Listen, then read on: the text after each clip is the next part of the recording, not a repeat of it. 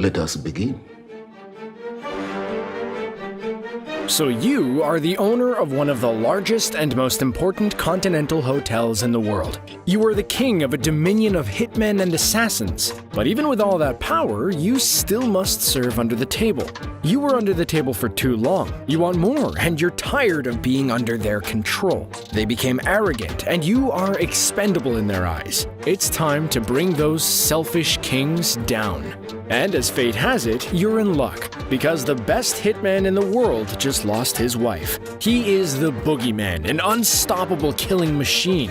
You use him to wipe out all of your enemies. And so, allow me to put you into Winston's shoes and tell you why I think Winston played John Wick from the start and how he started a war to bring down the high table and take over. In theory, of course. This kingdom is mine and mine alone. Now you might ask, why would Winston want to start a war against the High Table? While Winston seems like a good guy, if you watch these films from a certain point of view, you might notice some hints that he's actually been playing his own game. Plus, there is something a little diabolic about him, like the time when he used a phone call to freeze all the hitmen around him. Someone like that clearly likes power and control. You're going to war with the High Table. Skirmish. Okay, so you are Winston, the owner of the New York Continental Hotel. For most people, a position of power like this is a dream job, but not for you. No, you see yourself as a king. But of what kingdom exactly? No matter how much you lie to yourself, you are nothing but a pawn for the High Table. And after 40 years of serving under the table, you've had enough.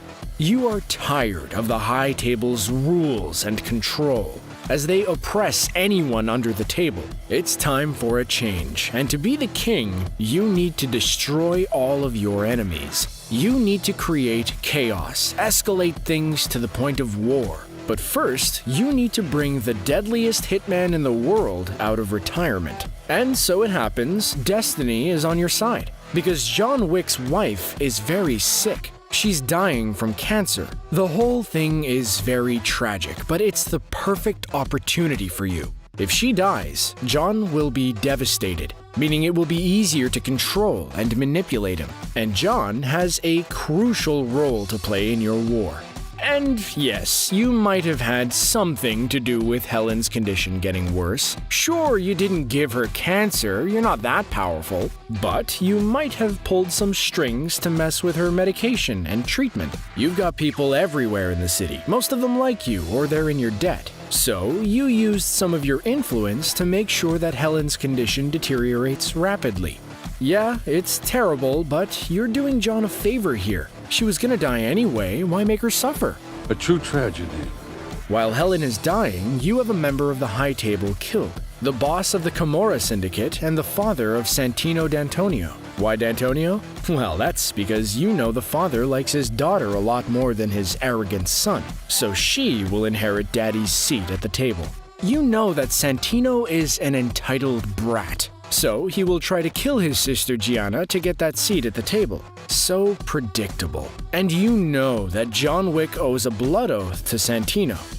Such a perfect coincidence that John's wife and Santino's father died around the same time. But wait, for Santino to call upon the blood oath, John needs to be back in the hitman game. So you use your contacts and control to create a situation where John Wick and Vigo's son, Yosef Tarasov, will clash. Before John retired, he worked for Vigo Tarasov. And can it really be a freak accident that somehow the idiot who killed John's dog is also the son of John's former employer? No, you, Winston, orchestrated it all. Vigo Tarasov isn't just the head of a powerful Russian mafia, he's also an influential crime lord in New York. His death will not only benefit your end goal, but it will also remove the Tarasov Syndicate from New York, giving you ultimate power over the city. With Vigo out of the picture, John Wick is now back in the game. But now, yeah, I'm thinking I'm back. Which means that Santino D'Antonio will demand that John honor the blood oath and kill his sister. And since you know that both John and Santino are hotheads, chances are John will kill both D'Antonio's siblings. and bring down the whole Camorra Syndicate in the process. The High Table loses power, and now there is chaos in the underworld. Your war is almost ready to start. John broke the rules. He killed Santino D'Antonio on continental grounds, causing John to be excommunicado. You decide to help him. Give him some time to escape, since you know that John is so angry at this point he won't stop until he kills anyone who comes after him. And his enemies are now the High Table, which is exactly what you had planned. You also know that Santino's death will bring a lot of heat, and the High Table will investigate. And due to their arrogance, they will insult powerful people like the Bowery King and the Director. And you use that, escalate events to a boiling point, creating friction between the factions. All of this chaos makes the High Table vulnerable. Sooner or later, the members of the table will have to come out of the shadows to regain control over their domain. And since the High Table members are now John Wick's targets, you know that they will all die. I'll kill them all. Of course you will. You were successful in putting all the right pieces in place to get the perfect checkmate. After the clash with the Adjudicator, you sided with the High Table against John Wick.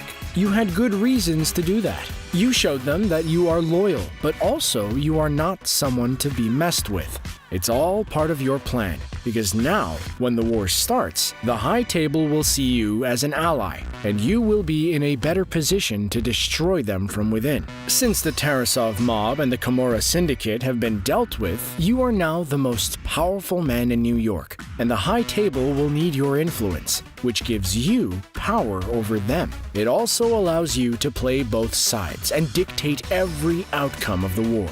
With luck, all the key players will kill each other. He's a hustler. Damn right, I'm a hustler, swindler, cheater, and liar.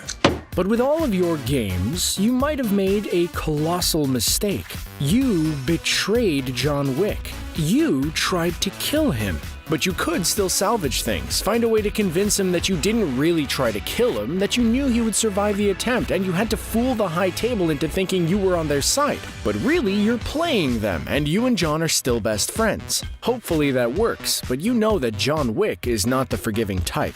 John might be your angel of death in this war, the key to wiping out all of your enemies. But sooner or later, he will find out what you have done, how you manipulated him, that you had his wife killed. Considering the hell's fury he unleashed over a puppy, he will likely burn down the entire world to get to you. Well, good thing you've planned for this as well, and you have your own boogeyman killer. In Chapter 3, John met with the Elder, who is the leader of the High Table. The Elder rules from the shadows, hidden from the world, and a man such as him must have his own master assassin, an extremely skilled warrior who's worthy of protecting the leader of the High Table. And since John is likely to go after the Elder, he will clash with the High Table's guardian, who could kill John for you. This super assassin, man or woman, should be someone who could challenge John on every level. Not only be his equal, but someone who could actually be more skilled and deadly than John himself. Could you imagine if John Wick ends up clashing with someone like Tyler Rake from Extraction in Chapter 4? A fight like that will not only be brutal, but it will also really put John's skills to the test. I actually think that John should lose in his first fight against this other assassin. By John losing the first clash, the audience will understand just how dangerous and deadly this Guardian really is. And this way, the stakes will be much higher when the two will have a rematch. It will make things feel far more intense and interesting. And who knows, maybe Winston was manipulating this super assassin as well. Maybe he is such a cunning genius that this Guardian is actually working for Winston in secret. Perhaps Winston wanted the Guardian to get as close as possible to the key players in the High Table, like some deadly Trojan horse. Being so close to the most powerful people in the underworld could be a great source of information for Winston, as well as a good chance to understand his enemy better, so he can destroy them without them having any idea of what's coming. I think the John Wick franchise will really become iconic if we learn that Winston was actually behind it all, and this will be the kind of twist that people will talk about for years. Sure, it's a little wild, but a lot of it does make sense from a certain point of view.